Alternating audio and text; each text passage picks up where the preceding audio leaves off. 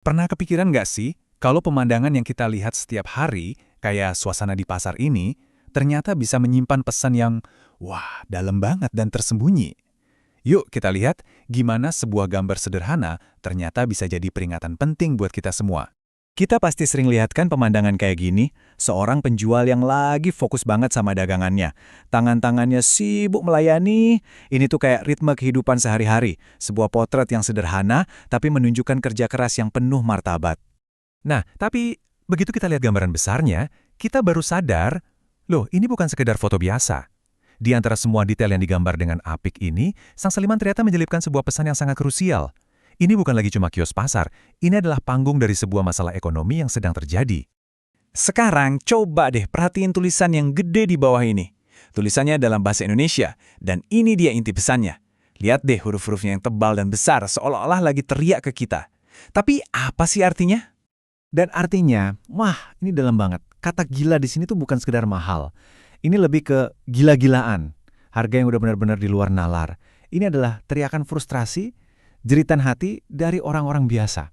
Jadi, apa sih sebenarnya sembako yang harganya dibilang gila ini? Nah, untuk bisa benar-benar paham seberapa gentingnya peringatan ini, kita harus ngerti dulu apa itu sembako. Sembako itu kan singkatan dari 9 bahan pokok. Tapi jangan salah ya, ini bukan sekedar daftar belanjaan biasa loh. Buat jutaan orang di Indonesia, 9 barang ini adalah fondasi kehidupan mereka. Ini penentu stabilitas dapur, penentu ketenangan perut sehari-hari. Dan kerennya lagi, si seniman benar-benar ngegambarin semua itu buat kita. Coba lihat deh, di situ ada beras, minyak goreng, gula, telur, bahkan cabai. Konsep sembako yang tadinya mungkin kedengaran abstrak, sekarang jadi nyata banget di depan mata kita, persis di dalam adegan pasar itu. Nah, pertanyaan ini nih yang penting. Ini bukan lagi soal angka, tapi soal manusia. Jadi apa yang terjadi kalau fondasi kehidupan ini mulai goyang gara-gara harga yang udah gila?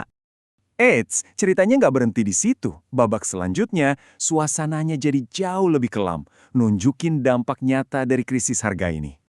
Oke, sekarang kita lihat gambar kedua. Beda banget kan gayanya? Kalau yang pertama tadi kan rame, penuh detail, penuh kehidupan. Yang ini rasanya kosong, suram. Fokusnya cuma ketumpukan barang-barang pokok yang sepi. Dan lagi-lagi, ada tulisan yang pesannya kuat banget. Tapi kali ini, bukan lagi sekedar peringatan atau kiasan. Ini jauh lebih langsung, lebih nusuk.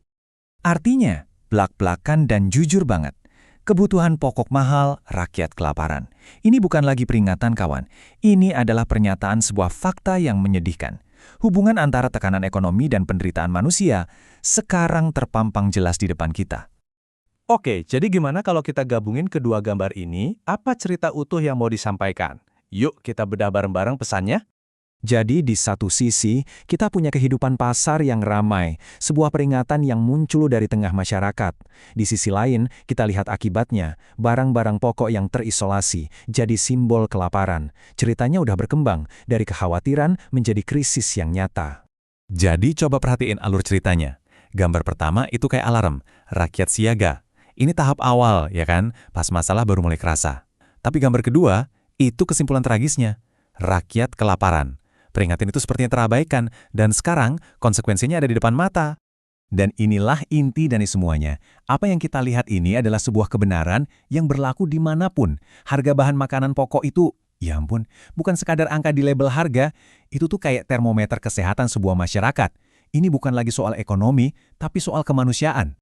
Dan sebagai penutup, coba deh kita renungin bareng-bareng. Oke, gambar ini memang dari Indonesia, tapi pesannya universal banget. Cerita ini bisa terjadi di mana saja. Jadi, lain kali pas kita ke pasar atau supermarket, coba deh perhatiin sekeliling. Peringatan apa ya yang mungkin tersembunyi di depan mata kita?